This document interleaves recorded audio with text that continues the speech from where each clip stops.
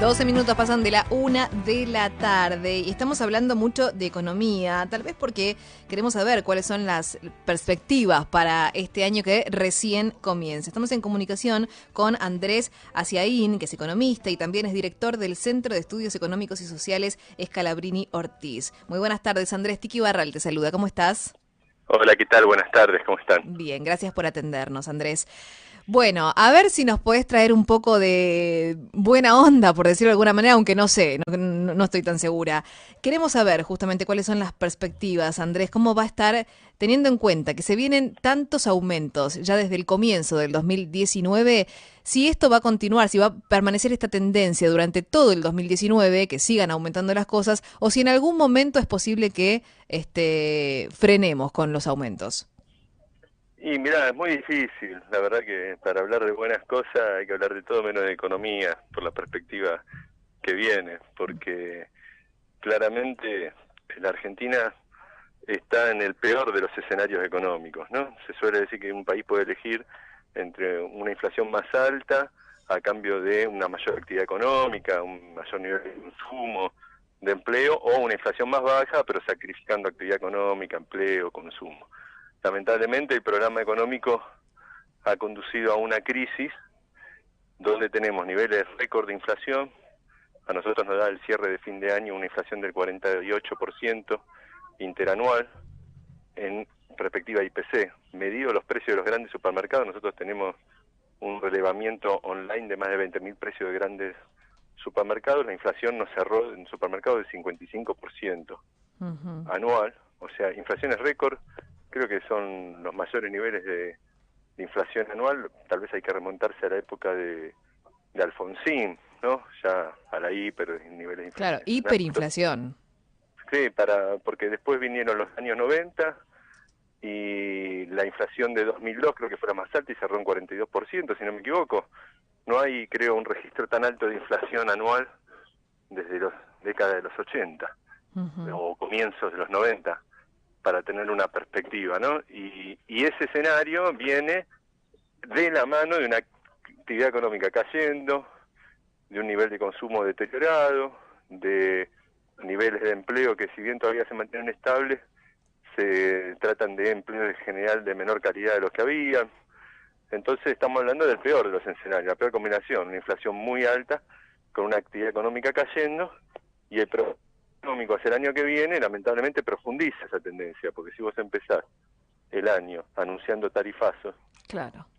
que incentivan la inflación y deterioran el poder de consumo de la población, claramente no vas a revertir el rumbo de la política económica. Así que la perspectiva para 2019, digamos, hay que decirla claramente, no es buena, ¿no? En términos económicos, hay algunos que piensan que la economía es como una pelota, ¿no? Que vos le pegás con toda para abajo y en algún momento va a rebotar, y están esperando el rebote, pero lamentablemente en la economía como en la vida nunca está claro dónde está el piso. Sí, y además, Andrés, porque estoy pensando, ¿no? Ahora que se vienen aumentos en el sector privado, o sea, las prepagas, los peajes, pero también en el sector público, el transporte, los servicios. Y estoy pensando en cuánto tiene que ver esto con el dólar, porque ahora estaba mirando recién que en estos momentos está estable, 38,59, pero la proyección es que, digamos, el techo sea de 50 pesos, ¿verdad? Y mira, va a depender mucho. Nosotros evaluamos que en marzo el programa económico actual, digamos, tiene una etapa más o menos cerrada hasta marzo, porque Ujú. fue firmado así con el Fondo Monetario. En marzo va a haber que hacer una revisión del programa. Nosotros creemos que las proyecciones que hizo el gobierno con el Fondo Monetario son extremadamente optimistas, sobre todo en lo que es fuga de capitales, reservas. Entonces ahí va a haber una negociación y ahí se va a definir en gran parte el rumbo, dentro de, digamos, si va a ser muy malo o malo, podemos decir. Esa es un poco la perspectiva, ¿no? No es que va a haber un rumbo bueno, al menos dentro de lo que uno percibe de que es el programa ideológico del gobierno, el Fondo Monetario. Ujú. Pero si el Fondo Monetario relaja la meta de reserva y le permite al gobierno estabilizar el dólar, tiene con qué el gobierno, porque las reservas son elevadas, todas prestadas, ¿no? Todo tomado crédito, pero bueno, elevadas por el momento. es un problema que le dejan a la próxima administración, cómo va a ser para pagar toda esta deuda. Pero podrían llegar a la elección con un dólar estable. Ahora, si el Fondo Monetario se pone intransigente y dicen no, tienen que priorizar mantener la reserva y sostener la política de la misma que impuso este año cuando el Fondo Monetario exigió que dejen subir el dólar y se fue de 20 a 40, si sigue en la misma política, lamentablemente la perspectiva es que el dólar vuelva a subir y con eso se deteriore aún más la situación económica. Ahora, Andrés, mencionaste que el gobierno hizo una proyección demasiado optimista con el Fondo Monetario Internacional. Hoy habló Domingo Cavallo y dijo que justamente el gobierno necesita hacer un plan económico más realista, sobre todo para los inversores que tienen que apostar a la Argentina. ¿Coincidís en este punto con Cavallo? Ya, coincido en que tiene que haber un programa económico realista. Ahora no coincido que el programa que recomienda Cavallo sea realista.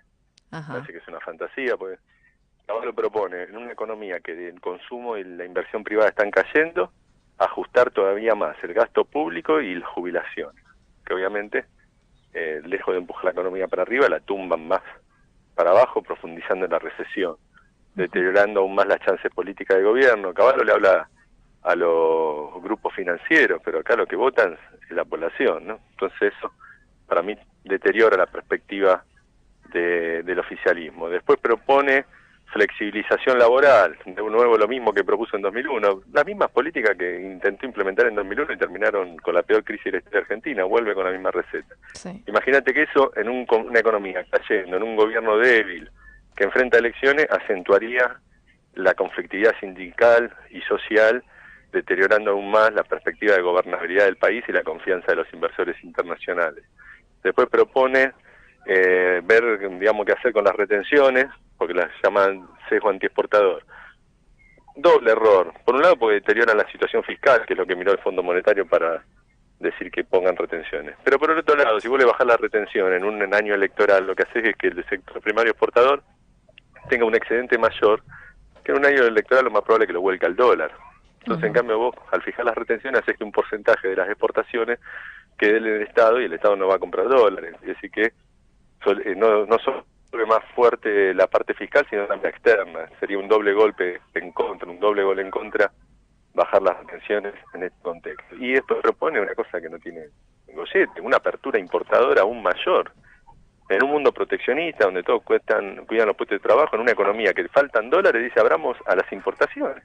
Todavía más, la verdad que uno dice, la verdad que la economía argentina haya estado en manos de gente que, no sé, piensa con los pies, ¿no? Porque yo no veo que haya una sola explicación lógica y con sentido de que en una economía que faltan dólares, que tiene problemas para reactivarse y generar puestos de trabajo, diga, abrirte a las importaciones, que vengan productos extranjeros y cierren los productos locales, es gasto de dólares, destrucción de empleo nacional. No tiene, para mí, un sentido económico más que simplemente repetir los lobbies que suelen hacer las agencias internacionales, financieras, pero defendiendo otros intereses, ¿no? En definitiva, no lo veo un programa realista, no creo que solucione el problema de la deuda. Ya fracasó ese programa, porque es el mismo que intentó implementar cuando fue ministro de la Rúa y la convertibilidad se caía a pedazos. Terminó en una de las peores crisis de la historia, con confiscación de depósitos de los ahorristas, niveles de pobreza récord y desempleo. Y el problema argentino es la insustentabilidad, aparte de una deuda externa que ninguna de esas medidas soluciona y que es el talón de Aquiles, digamos, de este programa económico, que básicamente se redujo como política económica en 3 años a tomar créditos y hacer nada más, ¿no? Y hacer la plancha a ver qué pasa. Y cuando le dejaron de prestar, caímos en esta situación en la que no encontramos y que el programa de Cavallo no lo resuelve para nada. Y te hago una última pregunta muy breve, porque hablamos de reactivación económica. La verdad que nos estás dando unas perspectivas que no son demasiado alentadoras, y muchos analistas entienden que uno de los primeros sectores que va a reactivar en el comienzo ya del 2019 es el campo. ¿Coincidís con esta mirada? ¿Puede ser uno de los sectores que empiece a traccionar la economía? Mira, el campo no mueve el amperímetro. O sea, el campo va a tener un crecimiento que puede estadísticamente figurar en el PBI, simplemente porque tuvo una muy mala cosecha este año y con hacer una cosecha más o menos ya va a levantar y estadísticamente van a estar, que el numerito sector agro le va a dar un crecimiento fuerte, simplemente porque se compara con el mal año que tuvimos en 2018. Pero para que te des una idea del derrame que puede hacer en el resto de la actividad en el campo, Yo tengo un hermano que vive en Tandil, Sí. zona núcleo, ¿no? Corazón de la Argentina, de la Pampa Húmeda, la mejor zona sojera. Sí. Cuando asume Macri, devalúa y baja las retenciones, que generó una transferencia de ingresos fenomenal al sector agrícola. Sí. Yo le pregunté a mi hermano, ¿y cómo están ahora en Tandil, que mejoró la economía así del sector del campo? Y me dice, mira, acá tuvimos que abrir un comedor porque la gente no tiene para comer, porque habían aumentado los precios de los alimentos por la devaluación, y el derrame no derramaba ni siquiera en la ciudad de Tandil. Imagínate si piensan reactivar la economía, piensan que el conurbano bonaerense va a vivir de esa reactivación agrícola. Sí. ¿Se entiende? Sí, No es un clarísimo. sector que traccione. Sí, la verdad que es terrible el panorama. Y bueno, ahora también contándonos esta experiencia personal allí con tu hermano en Tandil. Andrés, te quiero agradecer muchísimo esta comunicación, como siempre, muy amable y muy claro en tus conceptos. No, por nada. Gracias a ustedes y un saludo a todos los suyos. Hasta luego. Andrés Aciaín hablaba con nosotros, economista y director del Centro de Estudios Económicos y Sociales Scalabrini Ortiz.